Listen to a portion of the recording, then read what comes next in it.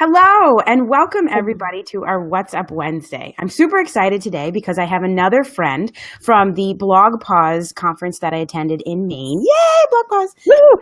Today I have Beth Miller with us. She has created something just unique, unbelievable, and necessary to our dog communities.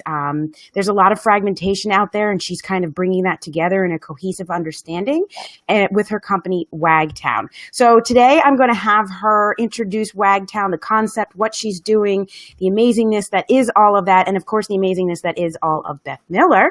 Today I just wanted to, as we typically do, I don't do your standard biography because I believe that my guests do a better job kind of presenting their passions. And that's what these What's Up Wednesdays are all about. They're about bringing you what people are doing within the pet industry, both for pet owners and for pet care professionals. And Beth kind of rides the line on both, which is really exciting for our communities. As you know, the pet population is exploding. There's more and more animals these days, and there's more and more need and necessity for organization and safety and health and everything that encompasses that. And that is what Beth is doing. So welcome, Beth. Thank you very much for having me. It's a pleasure to be here. I'm so excited. So give us, kind of the lowdown on what is Wagtown and what made you create it? Well, I went actually back to school. I had a great C-suite position with a nice agency. I used to own an agency. So my background is 27 years of experience with brand management, advocacy, marketing, graphic design, event management, relationship development and management development, all of the things that I would do for people. And then I decided while I was in my master's program, we had to write a program to give us strategic direction and a greater trajectory for a local nonprofit. Or if you were exceedingly ambitious or / insane, you could come up with your own nonprofit. And because I'm that, I did. So Tom and I were talking about, best places to live and what does that entail. And so we started naming off the things that were important. Let us know who Tom is. I don't think we all know who Tom is. Tom is the vice president of Wagtown and CEO, partner in crime and everything. So we were talking about that. And one of the big things that came up for both of us is it has to be dog friendly. So we Googled dog friendly city America to see what that means. And in America, unfortunately, right now, what dog friendly means is somebody wrote a blog about it, or somebody put a post about it, or they wrote an article, and they're using it. The good news is that if you Google that, there are 28.7 million hits that come up with that. However, when you look into those actual hits and dig into looking for a citation of research or anything like that, that doesn't really exist. So what I found disappointing was the fact that while dog-friendly is great that it's being used as a moniker for towns or businesses or workplaces that are looking to attract young millennials, they're using that moniker in a way that's good, in the sense that we know that people are into that. The bad news is that a lot of people are using it just to sell a condo or a mortgage or dog food or leashes. And I'm not saying that those are necessarily bad things, but if it is used to bring people to a community that is not genuinely dog friendly, then I don't think that really does a service to the dogs or the people living in the community or people that don't want to live in a dog friendly community. So if we can establish what those metrics are and make it more defined, then that would sort of let you know. Like if you go to a McDonald's in Texas, you're going to have the same horribly awful but wonderful meal. It's consistent. In Ohio, it's consistent, right? Yeah. When you say dog friendly in America, there is no consistency. The Four Appliances wanted to add energy. It said this is a piece of equipment that will protect the environment and your delicate washables. You look for that Energy Star seal of approval. So what we want to become is the seal of approval that if you say you're dog friendly, but you don't have felony level punishments for, say, beating a dog to death, then you shouldn't be able to say that you're a dog friendly community. So we were looking to establish what those metrics look like. And I was fascinated from more of a micro level. When I met you first, I was thinking about it. I have challenges. I travel everywhere with my dogs. We go to dog shows, agility events and such. Yep. And even just from a very small level of hotels, when they all claim that they're pet friendly and pet friendly amenities, and they tell you where's pet friendly in the town. Well, as a savvy pet owner that travels with their dogs, I literally know to look up in a very fragmented way, what the actual rules are and what does it mean when your hotel is pet friendly and what are the leash laws and X, Y, and Z. So it's a necessity for so many reasons, not just the traveler, but also people buying houses. I mean, millennials these days are literally buying houses for their dogs. Absolutely. And, if you buy in a community, I lived in a community, I will not mention the town, they were not dog friendly. It was awful. You couldn't walk. We have literally called tree lawns, which are public lawns, and you would get yelled at. Neighbors would come out and yell at you. I run a dog walking business in this town, and they would yell at you for walking a dog on the lawn. And it makes you feel awful, like you're a criminal and you're literally doing nothing wrong. It's just the town's demeanor and the town politics were just unpet friendly. Yeah, I would assume that in those instances you had the dogs under control and that you were probably ready to pick up any poop that may or may not have come out of the dog. Have stories of being yelled at with my hand in a bag. Right. So yeah, we're not about dogs everywhere. We're about responsible dog ownership everywhere. So, if you don't like dogs, if you're allergic to dogs, if they freak you out, whatever, then yeah, you probably don't want to live in a town that's certified as a Wagtown community. But if you are looking for that, and what we're looking at is demographics and the psychographics of what the up and coming populations want. And a lot of that is wants. So you've got this sort of scoop in the bell of, the population curve. But there's a huge number of people coming into the workforce and into our communities that do fit into that millennial and then centennial populations. Those people are waiting to have their kids till later, and so their dogs and their animals are their kids.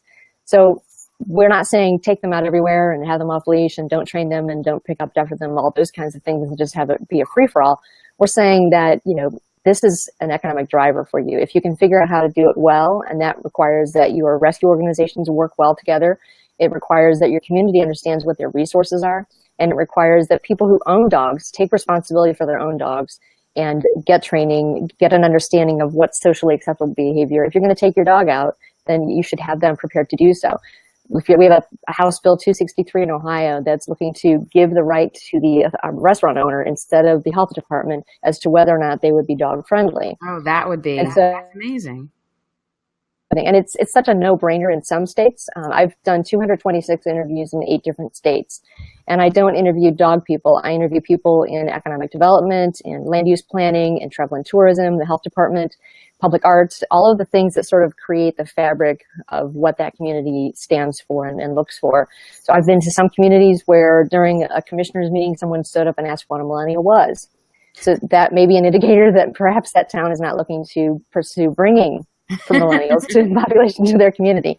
And that can be perfectly fine for that type of community. So what we're looking at is the fact that what we're hearing from the population, what we're hearing from businesses, what we're hearing from realtors, like what you were talking about.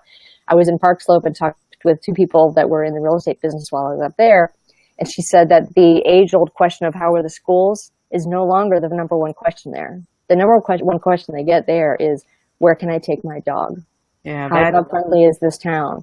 And so that tells you that it's really, the tide is turning. And if you look at the pet industry, the curve up to the $73 billion expected for this year is recession proof, even when the country was still on the incline, and they're anticipating that to leap forward even more.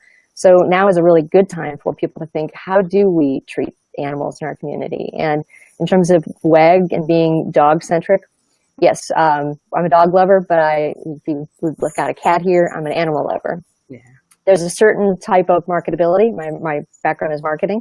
So some people have said, well, what about cats? What about guinea pigs? What about rabbits? And we're not anti any of those things. We're just suggesting that the message can be much more clear, and it would resonate a little bit more with, in terms of, you're not typically seeing people take their guinea pig or their cat. You're dealing with a public space, and while it would be great if more people would walk their cats, in essence, right.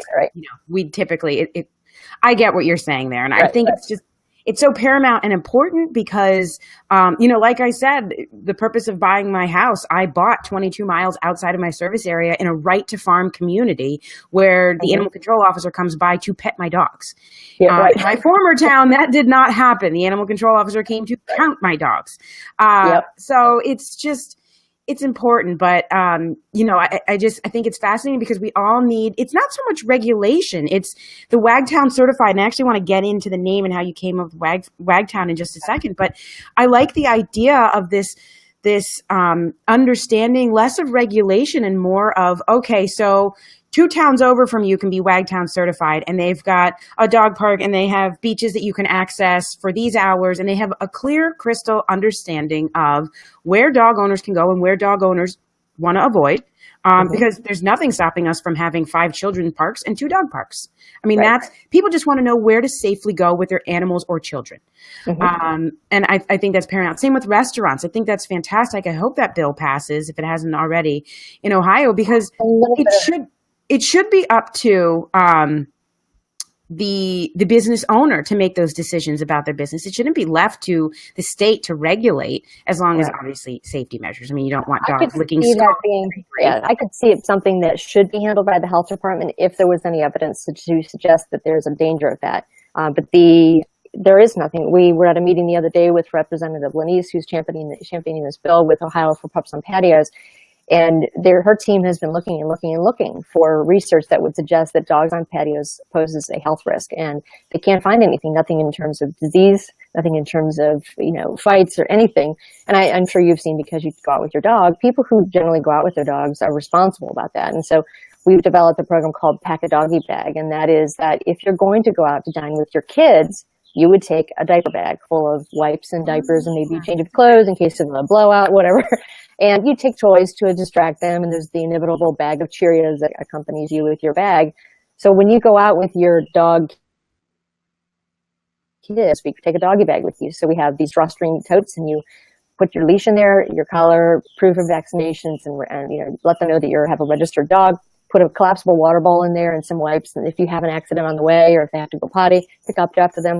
But also gauge your dog and know, we have Rocky. We're doing all this work toward dog-friendliness cities, but we don't take Rocky to all the public places because he's unpredictable. He's a rescue, and he's had some issues in the past. So know your dog.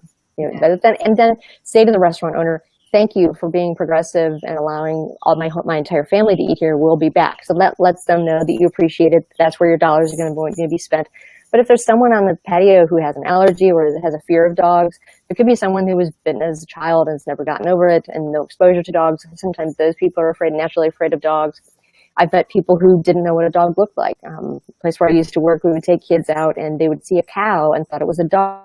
Oh, wow. Dog person, you assume that everyone has the same level of understanding of what a dog is, what it brings to the table, no pun intended.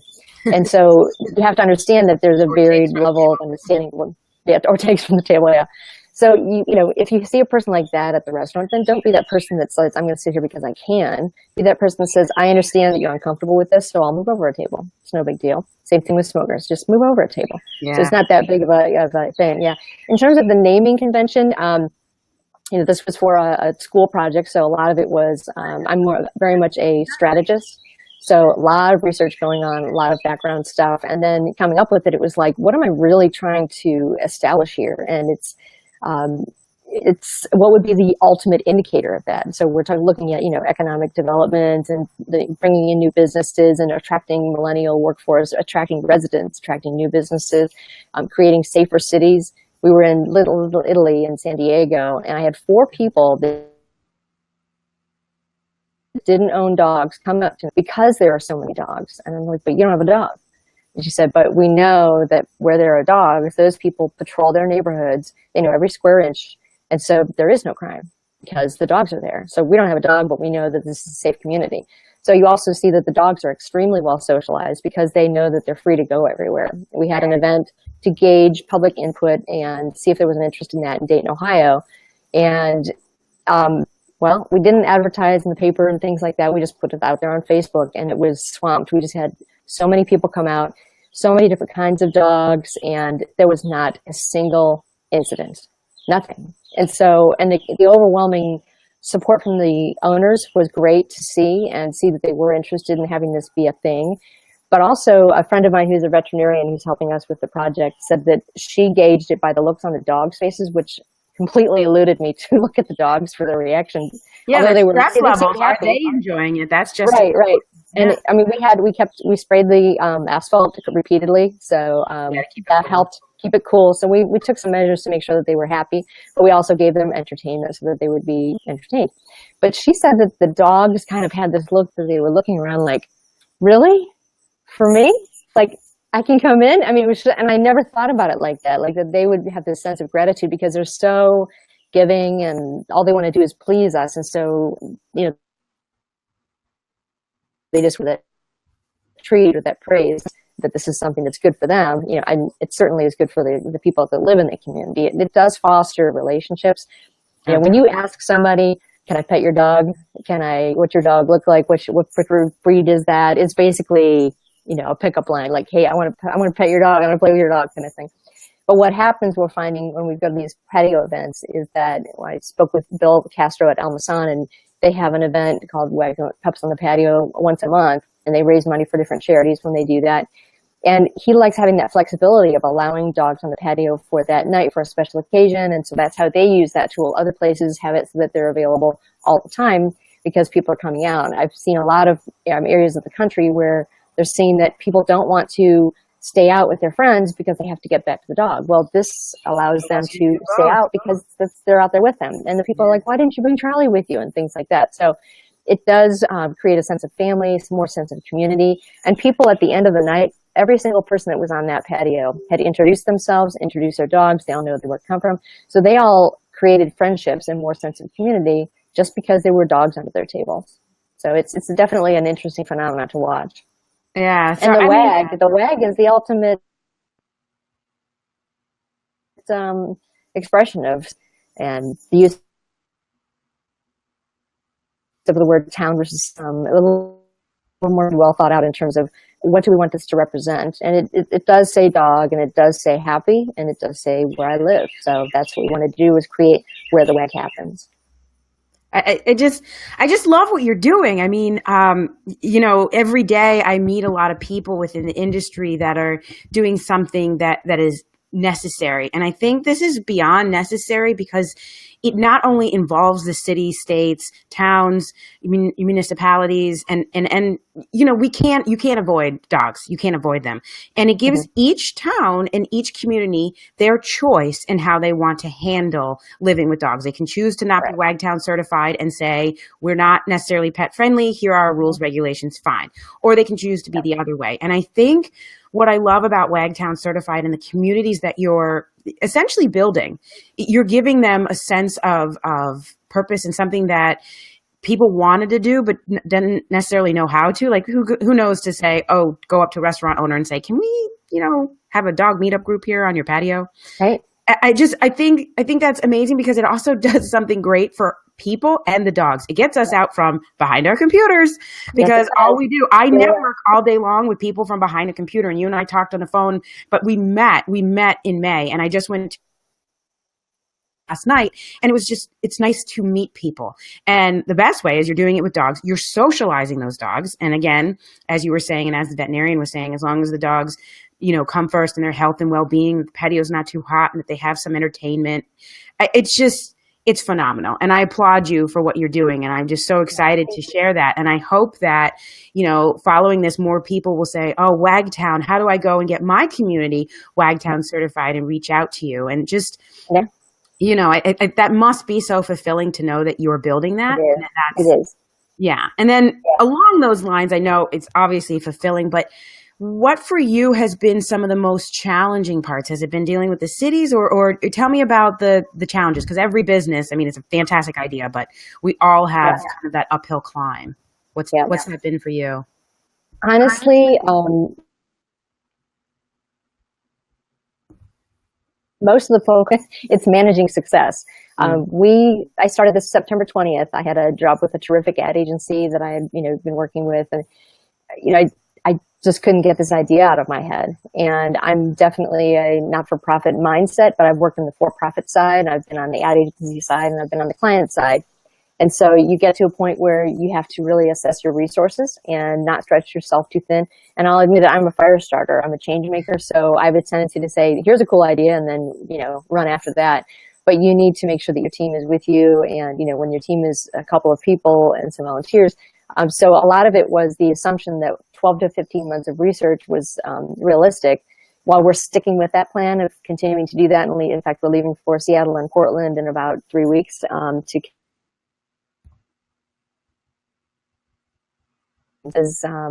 having to outsource some things. And so we're lucky enough to be in a position to do that. So really helping to get the word out. We're recently on Madison Avenue pitching ideas up there, and everybody was like, this is insane. This is great. I can't believe nobody's doing this. Why isn't anybody doing this? And I said, well, some people are doing a little bit of it, but there's still the people who are trying to sell dog food. And so we really want it to be... It's a byproduct. I mean, we were talking about another company that's doing similar things. I mean, a lot of people do it. Even dog walking companies will do it. They'll host an event. They'll have pints for pups, but they'll do it with the great intention of raising money for a shelter. But then that's it. It's a one-time. It's very fragmented, and so that's why I love Wagtown is actually taking a concept and making it a cohesive plan that is ongoing. It's not just a look out for the next event. It's here are events. Here are other things that you can do with your dog. It's life enrichment for animals and people that own them. Yes. Yeah. I think there is an evolution that's happened, and corporate social responsibility wasn't really a thing. And then glasses, we'll give a free pair of glasses to somebody. Time shoes, buy shoes, we'll give some shoes. So I think that's a way that people have helped better understand the public, which is saying, I want to buy why you're doing what you're doing, not necessarily what you're doing or how you're doing it, like Simon Sinek in the Golden Circle. Yeah. So what's really evolving now is because of people like bloggers who come across as more authentic, because in many cases there are, and I've written lots of copy for all kinds of platforms, and I can tell you that there's definitely an angle to the writing, and you try to make it engaging and correct and all that kind of thing. And on social media, it's just more authentic. And when somebody puts something in there and maybe they have a homonym error or something, but you're like, this is still legitimate information because it's not cleaned up, it's not polished, it's not put through the PR department so that it sounds right. You have to be more conversational. So I think the power of the everyman is at an all-time ability. And they're showing some results as a result to our political climate and some other things that people are really looking to companies and individuals to be the corporate or that social responsibility change that needs to happen from us. Not necessarily from a massive corporation. And honestly, when the massive corporations are doing it, it's seen as a marketing tool, which I would applaud anybody who's doing that. Wow, it's not. Those people are trying to break into communities and create community cohesiveness where you're actually empowering the community itself. You're literally just consulting the community on the various tactics they can take to build what they want. Right. And communities that are progressive enough to say, wait a minute, you have free spay and neuter in Chattanooga? Yeah, they do. How did you do that? Then call them and ask them. So share best practices. If it was a corporate agreement with someone, great. If it was some kind of funding solution that you had with regard to your tax legislation, whatever it is, they figured it out. And you can imagine what that does to a pet population situation. So we've seen some incredible programs, the TNR program in New York City, where they're using GIS information to link people together. They're creating community, and that community is what's solving the cat problem, not necessarily the cat rescue groups. People will solve the problems. And so what we're trying to do is empower dogs are healthier. They're up and at it. You've got to take the dog out to go potty. You're supposed to be walking your dog. So, we've seen stories where people have lost enough weight to save their lives through dogs.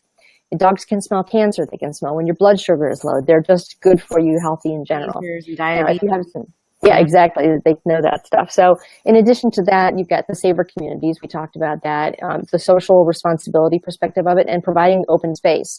We talked with this fantastic gentleman, Dave King, up at Lake George. He has probably the best dog park I've ever seen in my life. Now, it's a private park, which, he can afford to make it just so because that's for his client base.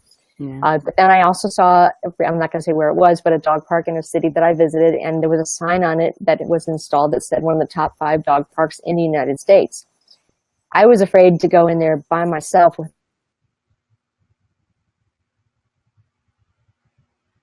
without an area. The fencing was bent up to the point where there are jagged edges out on the edge. The concrete leading into the area was all broken up and could have, easily cut someone's foot. So there are no standards for dog parks. We've had a great conversation with Playcore and Game Time, and they're really interested in getting into that and better understanding, because they create they're the largest manufacturer of equipment like that. So they're taking great strides into educating themselves, and really, I think the organizations that are really taking this seriously are doing some serious research, but they're doing it with the intent of how can we make lives better for the dogs and for the owners, not necessarily how can we make more money. And so that's what we would like to do, is have this be grassroots. But in that case, we don't have money from dog food sales to fund our messaging, and we don't have leash sales to do that. So we are dependent on people being excited about it and helping you to share the word and get the word out there that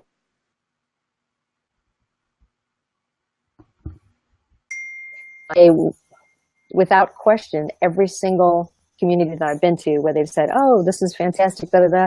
And when I talk to them about what we're doing, they assure me, every single person assures me that their town is the most dog-friendly city in America.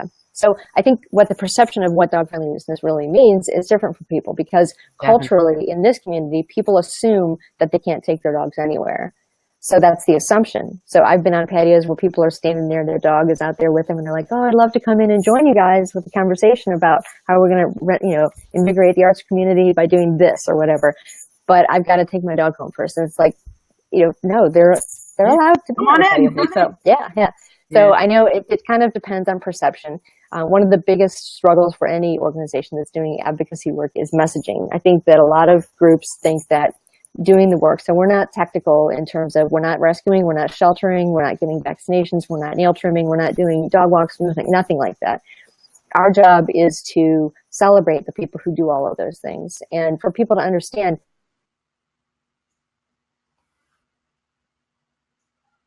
did you know that it goes beyond going to your pet store? There are individuals who are phenomenal with those skills. So really stitching together that community so that people know where that stuff is. A lot of times when you go to a city website, check your own city, go to the website for your city and type in dogs and see what comes up. More often than not, it's all regulations and what laws and how many you can have and the kenneling restriction. Yeah, it's right. It's not like, hey, not friendly or welcoming at all. Exactly. I have seen a few cities that have done a phenomenal job where they say these are the dog leash areas, these are the off leash areas, these are events that we have to celebrate dogs. This is what you can do for here or here. So they are understanding that it is a draw, and they are just understanding that people want that information. Our job is to help them tell that story. And like if you're talking about getting out there and walking your dogs, then something you have to remember is waste management. So everybody brings up poop whenever you talk about dogs, right? So I've been in contact with the American Solid Waste Association, and they assured me that in terms of, say, well, if we made this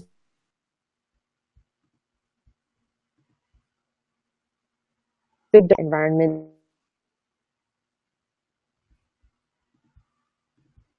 just like do as though people don't want to step in that. They don't want to look at it. So just be responsible. Get your dog vaccinated. Be responsible. Have some basic training so that they can be out in the public. So, and if you have a dog that maybe perhaps you rescued one that's not all that friendly, ours is a rescue. He's not all that friendly. He still has a fantastic life here. It's just that we have to be careful about where he is, when he's there, and how he's behaving when he's around anybody. You're just being aware of that. So that training on both ends of the leash is a huge component of what we're doing. So it's not, we don't want dogs everywhere.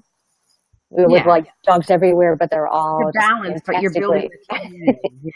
Right. It's definitely an economic driver. The first couple of people that I spoke to about this program, they were listening to what I had to say, and this guy just interrupted me and he goes, this is an economic development program. I'm like, yes, it is. This is an economic development program. If you are looking for what is going to draw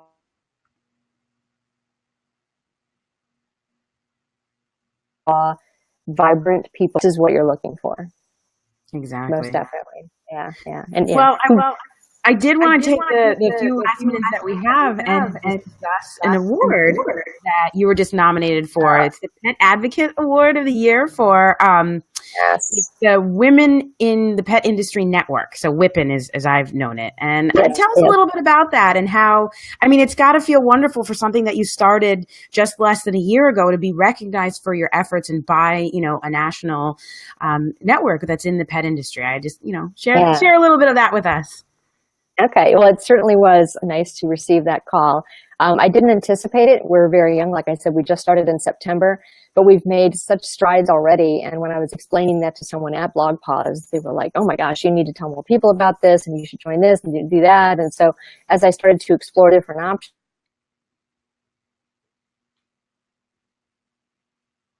and it's groundbreaking, nobody else is doing this, and you're doing it for purely good purposes, and you're not looking to turn a buck on this thing. And so that's what an advocate is all about. It's the person that pays it forward and doesn't sign their name to it, that kind of thing. So it's definitely about Wagtown and about the dogs. I'm glad that the recognition of, I'm hoping that it's a recognition of Wagtown and not necessarily of me.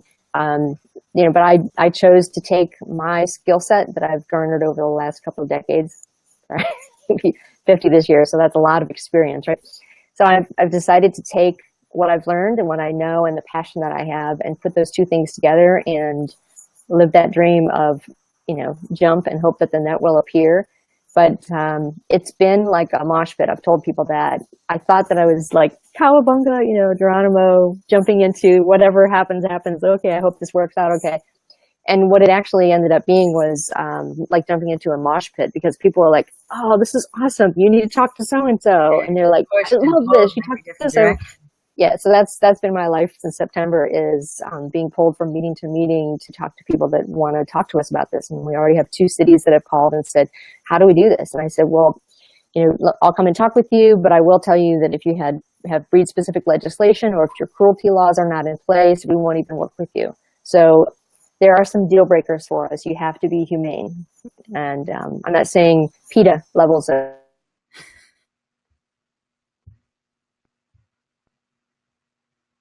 humane. When it's good then is good, then is good done. That was great that I did that live. So, you know what I'm saying though. You have to be moderate with it. You have to understand that not everybody likes dogs, but you also have to understand that this is the direction that the communities in America are going. Mm-hmm. And if you want to be a part of that from an entrepreneurial perspective, from a business perspective, from a construction perspective, from a land use planning perspective, from a public art perspective, what is the expression of the brand of your community? Do you want that brand to include I love that. safety, what is the expression of the brand of your community? That's great. Yeah, and if you want it to be about safety and healthy and responsibility and humanity and about taking care of things that have 4 legs and 2 legs, it is definitely a reflection of who you are as a town. And so if you want a WAG to be a part of that, then you should be calling us. We can show you how to get it done. So. That's fantastic. Well, Beth, thank you so much. You're quite welcome. I know your time is extremely valuable, and there's lots of communities to learn from this. And I really, like I said, I really wanted to share it. I want to empower pet owners to get out there and, kind of spread the Wagtown message and mission.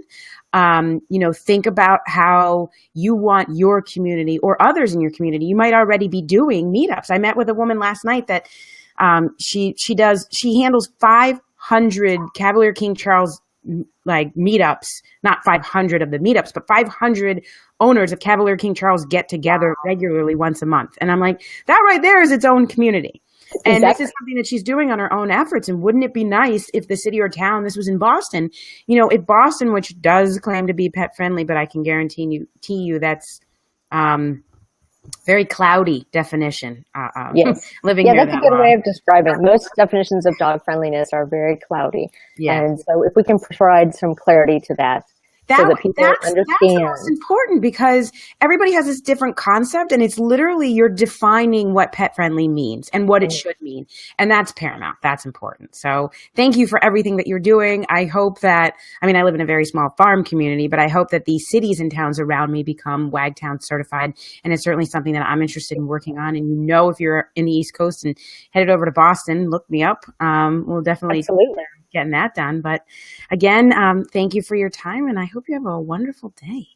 You're quite welcome. You too. All right. Well, take care. Thanks again. You too. Thanks, Kara. Bye.